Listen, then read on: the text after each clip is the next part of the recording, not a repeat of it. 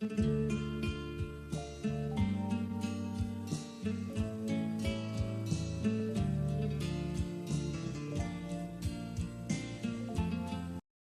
bulan April 2022 di Masjid Mubarak, London, Inggris, Khalifah dalam khutbah Jumatnya yang disiarkan ke seluruh dunia menceritakan kisah seorang dai aktif di Manislor, Indonesia.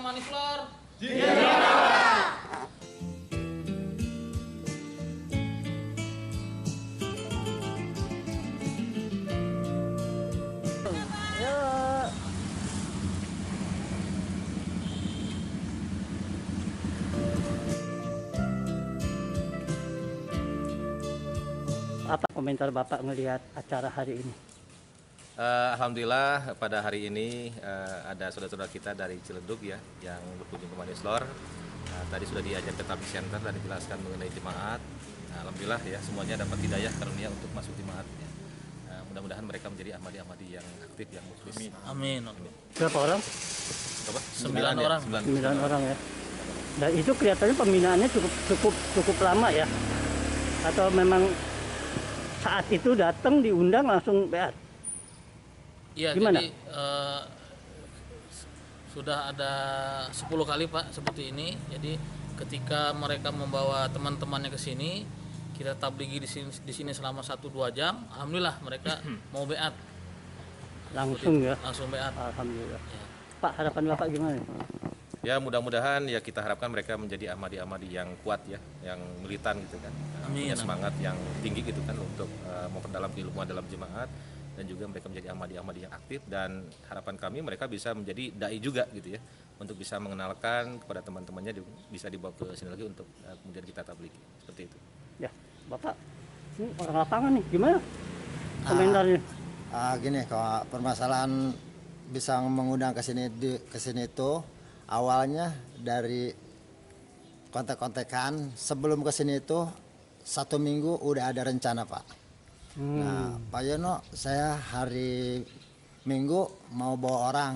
Nah saya bilang jangan dulu, nanti kita musyawarah dulu sama yang di cabang sama Mubalik, bisanya hari apa. Nah saya konfirmasi sama Pak Mubalik Ihsan, jangan hari Minggu kita ada kegiatan. Gimana kalau hari Jumat atau Sabtu? Alhamdulillah. Nah begitu saya langsung kontak bagian yang Ciledug, yang dai-nya, Pak Rama sama Pak Haji Lili. Nah alhamdulillah merespon, mereka berusaha sampai hari ini, itu hari Sabtu jadinya gitu Pak. Jadi, alhamdulillah. Panjang langkahnya ya? Panjang langkahnya, enggak sehari 2 hari Pak, seminggu Pak. Iya, alhamdulillah. Iya. Pak, apa nih harapannya Pak? Harapan kami semua pada intinya adalah ketika kita bertabligh begitu cukup sulit, tapi alhamdulillah dengan karunia Allah Subhanahu wa taala sekarang sudah mulai banyak sekali yang berdatangan Pak ke Manislor ini untuk menyatakan baiat kepada Imam Mahdi alaihissalam. Itu saja harapannya Pak. Saya sih ngelihatnya Tuhan Pak turun tangan nih. Amin, amin, amin. Kita kan capek satu saja susah, tiba-tiba datang begini banyak. Ya, Oke. amin, amin.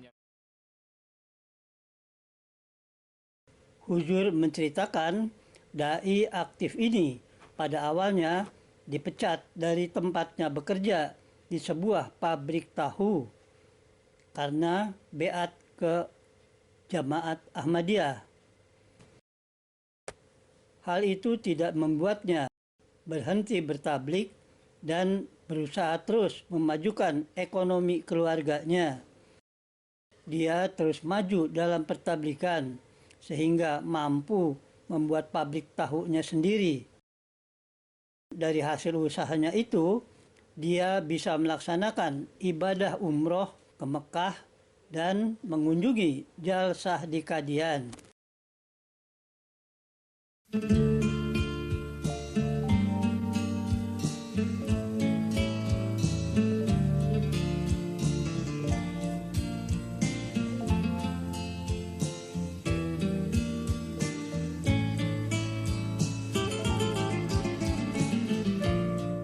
Bertabligh tidak mengganggu pekerjaan. Bahkan saya sesibuk apapun, waktunya tabligh langsung tinggalkan. Sebenarnya saya itu capek. 1, bangun tidur jam 1 malam, langsung ke pasar 1:30. setengah 7 datang ke pabrik, langsung kerja. Jam 9 berangkat tablik, bahkan sampai malam, bahkan sampai nginep. Nah, di sisi lain pekerjaan bisa diatasi, pertabligan juga yang paling penting bisa diatasi. Yang penting kita jangan mengeluh, terasakan aja sama diri kita sendiri. Alangkah bahagianya kalau sudah tablik berhasil membeatkan orang. Sudah pernah berhasil? Alhamdulillah banyak yang berhasil. Partner Bapak siapa nih? Pak Mubalik Ihsan. Tadi ketika Bapak tinggalin kerjaan, terkadang suka ada perasaan nggak? Wah, ini kerjaan nggak bakal beres nih. Pernah ada perasaan gitu? Ada sih, cuman billahi ta'ala aja lah. Gimana nanti aja. Yang penting kita kerja udah dijalanin, waktunya tablik berangkat aja tinggalin. Dan ternyata beres juga ya. Alhamdulillah beres juga. Tablik jalan terus. Jalan terus. Intinya apa, Pak? Intinya kita jangan patah semangat lah untuk bertablik. Apa nih yang membuat Bapak menjadi pengusaha? Ya motivasinya dulu kan saya kerja itu 10 tahun jadi karyawan pabrik tahu. Nah, di situ saya berusaha untuk belajar mandiri, Pak. Ngambil dari orang dulu, belajar dagang di pasar. Nah, sudah lama itu barulah ngontrak pabrik selama 2 tahun. Nah, sudah 2 tahun 2004 bangun pabrik di sini awalnya. Alhamdulillah sampai sekarang, Pak. Tapi diawali dengan Bapak berhenti dari kerja itu. Iya, berhenti kerja. Kenapa diberhenti, Pak? Nah, ini ceritanya, Pak. Saya dulu kan lagi waktu bujangan itu saya beat. Nah, begitu beat, nah ditegur sama bos saya, Pak. Ditegur sama bos saya dimarahin. Kamu udah tahu Jemaat Ahmadiyah itu sesat, kamu nggak mau gabung. Nah, di situ biarinlah bos saya dimarahin. Nah, begitu saya nikah, marahnya makin menjadi, Pak. Marahnya begini, ya udah, saya udah nasihatin kamu jangan gabung sama Ahmadiyah, malah nikah sama orang Ahmadiyah. Nah, saya diusir di situ, Pak. Istrinya Lajnah nih. Lajnah LI. Jadi gara-gara itu justru Jadi pengusaha, Pak. dipecat dulu. Dipecat dulu. Nah, ketika sekali jadi pengusaha, mengalami perasaan apa? Ketika sibuk-sibuk tiba-tiba diajak tablik gitu. Gimana perasaannya? Alhamdulillah, Pak. Saya diajak tablik itu, saya sangat senang, Pak. Karena apa? Saya kan dulunya dibeatin dulu. Jadi ngerasain, Pak. Saya ngerasain kenapa saya jadi ambisi dalam pertabligan, Pak. Saya itu harus menyampaikan kebenaran kepada semua orang, Pak. Soalnya apa? Ada kebahagiaan di dalam jemaat itu, beda sama orang gaer, Pak. Nah, dibebaskan saya hidup di dua dunia gaer, sekarang dunia Ahmadi. Makanya saya sampaikan ke situ ke saudara-saudara saya, ke teman-teman saya. Alhamdulillah sampai sekarang. Ada yang berhasil? Banyak yang berhasil, alhamdulillah. Harapan Bapak ke depan?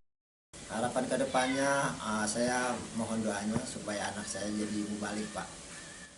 Mubalik? Ya, itu 2 bungsu sama pengais bungsu. Laki-laki dua-duanya? Laki-laki semua, mohon doanya, Pak. Alhamdulillah. Jadi panggilan tablik ini ternyata sangat kuat sehingga anak pun ingin jadi mubalik. Iya, betul. Menurut Bapak sudah ada berapa orang yang Bapak tablikin? Alhamdulillah ada 100 lebih ya, Pak ya.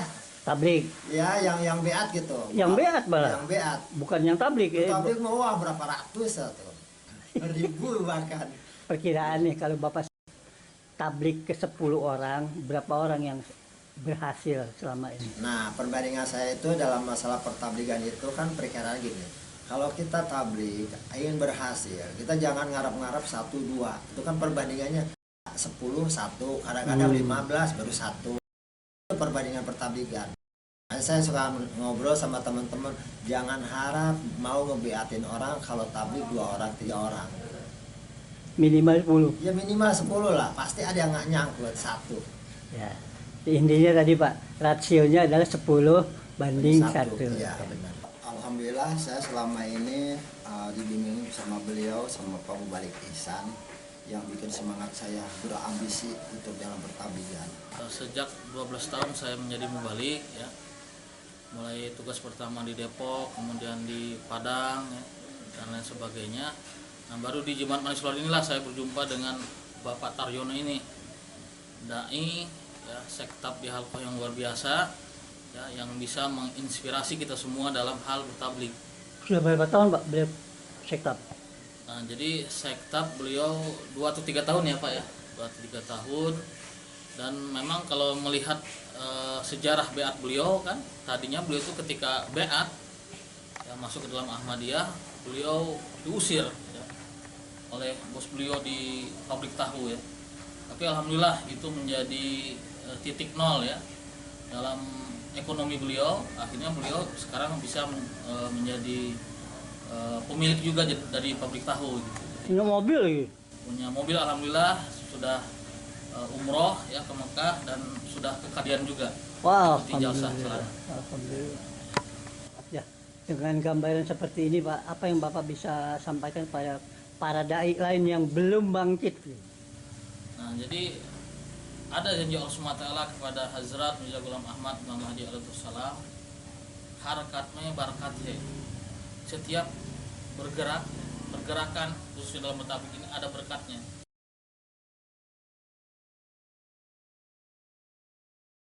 Kalau ingin selamat dunia akhirat, berikan baiat kepada Imam Mahdi, karena dialah imam terakhir yang diutus oleh Allah Subhanahu wa Ta'ala untuk memimpin umat manusia. Jadi mereka yang tidak mau memberikan baiatnya, yang tidak mau memberikan sumpah setianya, yang tidak mau ikut kepada Imam Mahdi, berarti mereka tidak ikut kepada ajaran Nabi kita Sayyiduna Muhammad Sallallahu Alaihi Wasallam. Bahwasannya Rasulullah SAW bersabda, pada akhir umatku akan keluar Al-Mahdi. Allah menurunkan hujan kepadanya. Artinya apa? Terjadi kemakmuran. Sesudah banyak kerusakan dan hujan gak turun, ketika muncul Imam Mahdi baru kemakmuran itu muncul kembali. Karena sesudah kezaliman terjadilah keadilan, maka semua akan subur. Bumi akan mengeluarkan tumbuhannya. Binatang ternak melimpah, semua akan makmur, semua terasa indah. Umat menjadi mulia.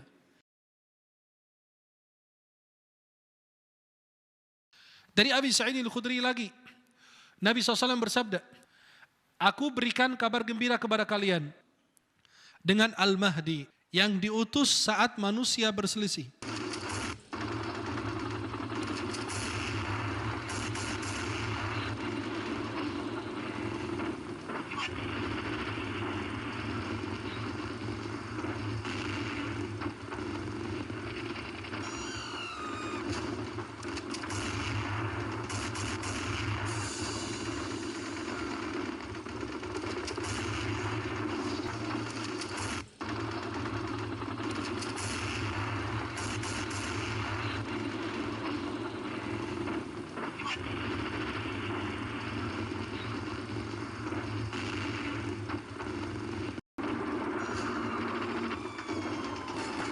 Лучшим способом разрешения этого кризиса являются договоренности между всеми сторонами, которые вовлечены в этот конфликт. И вот, находясь здесь, в Турции, в стране с преимущественным мусульманским населением, не могу не вспомнить строки из священного Корана, где сказано: «Вспомните милость Аллаха. Вы когда-то были врагами, Аллах примирил ваши сердца и сделал вас братьями». Вот я думаю, что исходить нужно как раз из этого.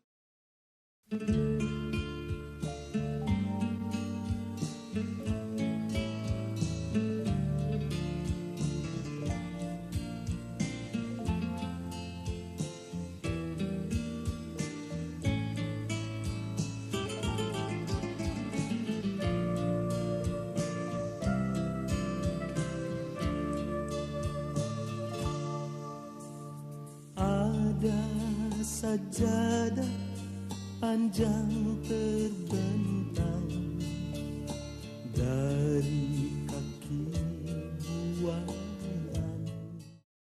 Nama dan sifatnya. Kita semua pasti ingin mengenal siapa nama Imam Mahdi itu dan apa itu sifatnya. Imam Mahdi, nama laki-laki tersebut seperti nama Rasulullah. Karena dalam hadis Nabi SAW, nama Al-Mahdi sama dengan nama saya, kata Nabi. Maka nama beliau adalah Muhammad atau Ahmad. Beliau berasal dari keturunan Fatimah binti Rasulullah. Dan sifatnya yang diterangkan dalam riwayat bahwa beliau memiliki dahi yang lebar dan hidung yang mancung.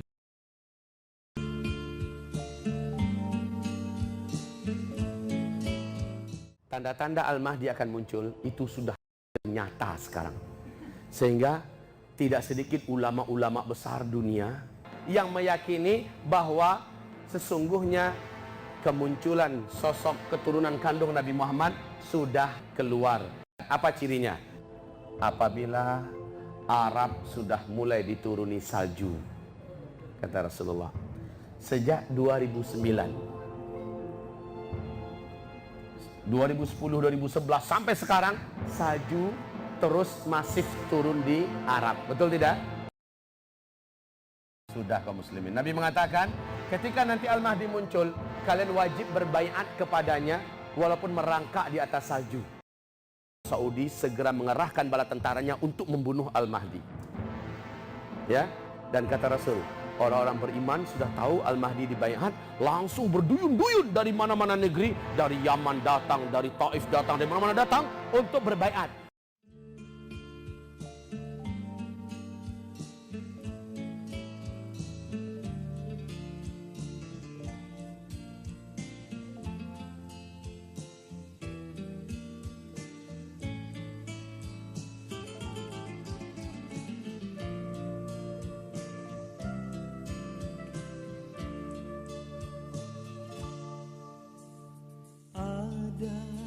Sajadah panjang terbentang dari kaki buayan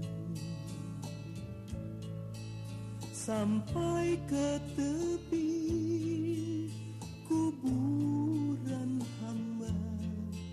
kuburan hamba bila mati. Ada sajadah panjang terbentang, hamba tunduk dan sujud di atas sajadah yang Sekarang saya berada di London, di dekat Wimbledon. Tidak jauh dari sini adalah lapangan tenis yang biasa untuk kejuaraan Wimbledon. Hari ini hari Jumat, saya Jumatan di masjid ini, yang kemudian saya akan diundang makan siang oleh komunitas masjid ini. Inilah masjid dari Jamaah Ahmadiyah di London, dan inilah masjid pertama di London, didirikan pada tahun 1924.